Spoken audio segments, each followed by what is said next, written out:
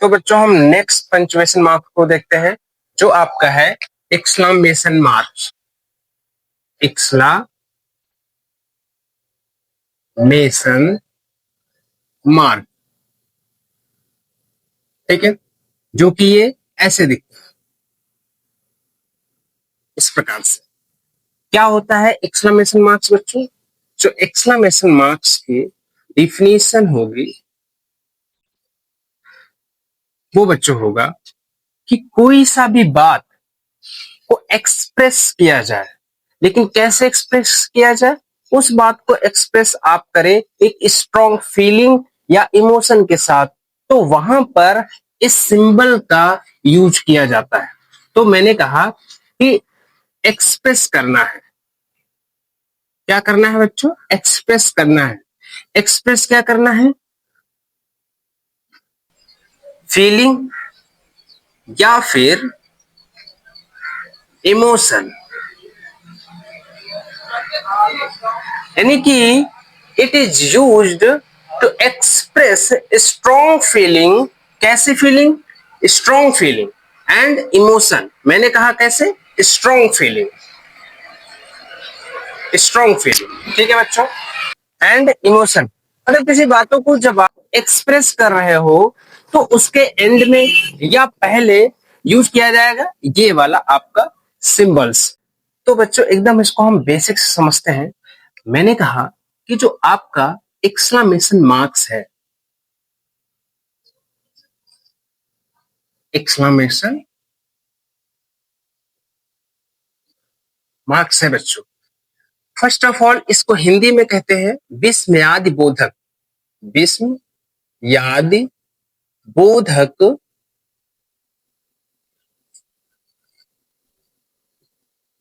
चिन्ह। कैसे दिखता है? अभी मैंने आपको बताया जस्ट इस प्रकार से, ठीक है।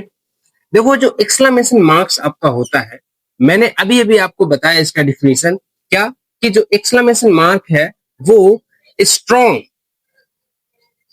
Strong strong feeling and emotion, feeling and emotion को व्यक्त करने के लिए ही यूज किया जाता है एक्सक्लेमेशन मार्क।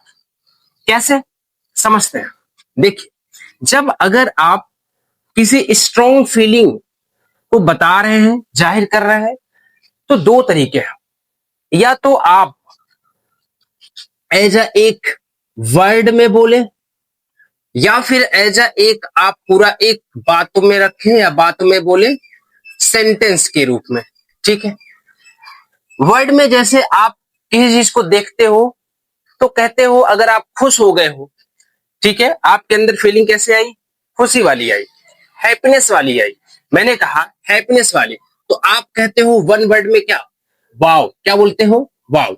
जैसे ही आप वायु बोलते हो तो उसके लास्ट में आपको यहां पर एक्सक्लेमेशन मार्क्स लगाना पड़ेगा। वाव इज अ फीलिंग वर्ड्स। आपके अंदर से वाव आया, किस वजह से? आपके अंदर कोई हैप्पीनेस आया या सरप्राइज आया, किसी भी तरह का कोई एक भाव उत्पन्न हुआ, आपने उसको वन वर्ड में डिफाइन कर दिया और लास्ट में आपको ऐसे सिंबल से दिखाना पड़ेगा, रिप्रेजेंट करना पड़ेगा, डिनोट करना पड़ेगा बच्चों।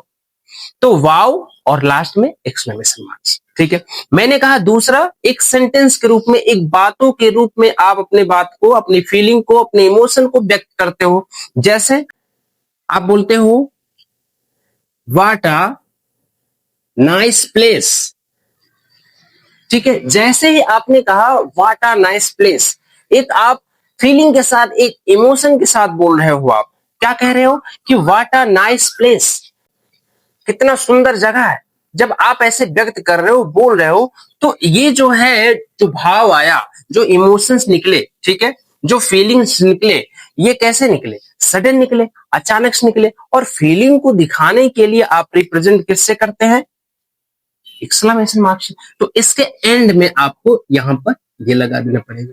तो आपने देखा कि कुछ ऐसे वर्ड है, ठीक है, जिनसे हम अपने भावनाओं को व्यक्त करते हैं, केवल वन वर्ड में बोल सकते हैं, और ये वर्ड कहीं आगे किसी सेंटेंस में लगते हैं और इसको रिप्रेजेंट करते हैं। इसका मतलब जो बात है वो एक एज अ सडन स्ट्रॉन्ग कोई फीलिंग्स है, इमोशंस है। लेकिन वही सेंटेंस में बच्चों अगर ये वर्ड्स नहीं रहते हैं, ठीक है, कुछ वर्ड्स होते हैं, एक्सक्लेमेशन वर्ड्स कुछ होते हैं बच्चों, और कुछ सेंटेंस होते हैं, ठीक है, जिनमें हम यूज करते हैं एक्सक्लेमेशन मार्क को। अब किसमें किसमें हम यूज करते हैं एक्सक्लेमेशन मार्क को, एक एक करके हम पढ़ते हैं। तो बच्चों हम आगे देखते हैं कि जैसे कि मैंने आपको बार बार ये बता रहे हैं कि जो आपका एक्सक्लेमेशन मार्क्स होता है वो एक्सप्रेस किया जाता है एज अ स्ट्रॉन्ग इमोशंस को दिखाने के लिए। स्ट्रॉन्ग इमोशंस क्या क्या हो सकते हैं आपके, हैप्पीनेस वाले हो सकते हैं, सरप्राइज वाले हो सकते हैं, एंगर वाले, उसी प्रकार से सैडनेस और फियर का हो सकता है। ये ऐसा सेंटेंस है जो किसी इमोशन को दर्शा रहे हैं, ठीक है। जैसे यहां पर व्हाट अ ब्यूटीफुल डे, कितना सुंदर दिन है। तो जैसे ये बात किया जा रहा है कितना सुंदर दिन है, एक खुशी के साथ रिप्रेजेंट किया जा रहा है, तो यहां पर हम डिनोट करेंगे एंड में क्या, एक्सक्लेमेशन मार्क से, ठीक है। जैसे सरप्राइज में कुछ ऐसे वन वर्ड होते हैं, इसको मैं आपको पूरा अच्छे से भी आगे बताता हूं कि जैसे सरप्राइज में वाव आप बोलते हो, वाव के बाद आप कह रहे हो कि दैट्स अमेजिंग, ठीक है। पहली बात अपने आप में भी वन वर्ड में भी अपने आप में ये क्या है, एक फीलिंग्स है, इमोशंस है। वो कैसा वाला है, सरप्राइज वाला भी हो सकता है और हैप्पीनेस वाला भी हो सकता है। सरप्राइज दो टाइप का होता है, एक हैप्पीनेस वाला भी हो सकता है और एक सैडनेस वाला भी हो सकता है। आप कह रहे हो कि वाओ दैट्स अमेजिंग, तो आप यहां पर एक्सक्लेमेशन लगा रहे हो, एंड में भी एक्सक्लेमेशन लगा रहे हो, ठीक है, क्योंकि ये भी अपने आप में क्या है, एक इमोशंस है, एक फीलिंग्स है, ठीक है, दैट्स अमेजिंग।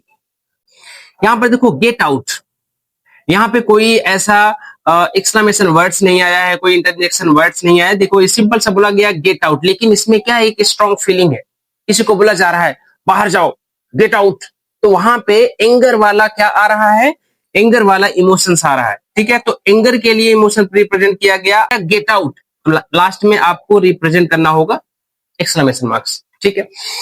उसी तरह sadness, alas, he is no more, alas, अरे, हिंदी में अगर देखेंगे तो क्या बोलेंगे, अरे वाह नहीं रहा। नेक्स्ट फियर के देखेंगे, ओ नो, ठीक है।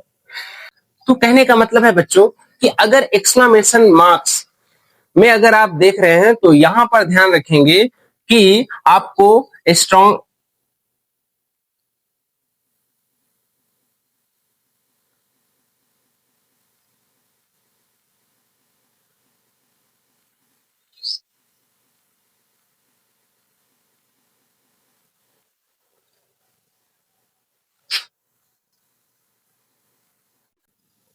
हम दूसरे में देखते हैं, दूसरा पॉइंट क्या है कि आफ्टर इंटरजेक्शन, तो जो इंटरजेक्शन होते हैं, कोई ऐसा फीलिंग्स होता है जो क्या होता है, अचानक से उत्पन्न होता है, सडन फीलिंग्स, कोई अचानक से कोई भाव आता है, जैसे कि आप कह रहे हो कि वाव, और वाव के बाद जो है यू डिड इट, आपने कर दिया। इसके बाद दुख वाली बात आ जाओ, alas, alas the soldier died. अब देखो द सोल्जर डाइड अगर केवल इतना ही होता, ठीक है, लेकिन अगर उसे इमोशंस फीलिंग के साथ और अचानक से निकली हुई बात है, तो वहां पर आप रिप्रेजेंट कर सकते हो लास्ट में क्या, एक्सक्लेमेशन मार्क्स। लेकिन इसके पहले यूज कर दिया गया है और पहले से ही आप बता रहे हो कि ये दुख वाली बात है, अचानक से फीलिंग उत्पन्न हुई है, क्या, अलास, अरे द सोल्जर डाइड। उसी प्रकार से हुर्रा, हुर्रा रिप्रेजेंट करता है हैप्पीनेस का, hurrah we won the match. तो बच्चों हम आगे देखते हैं कि सेंटेंस में भी, सेंटेंस कोई नॉर्मल सेंटेंस भी होता है और उस सेंटेंस में अगर फीलिंग को दर्शाया जा रहा है, फीलिंग यानी स्ट्रॉन्ग फीलिंग या इमोशंस है, तो उसके एंड में भी एक्सक्लेमेशन मार्क का यूज करेंगे, ठीक है बच्चों।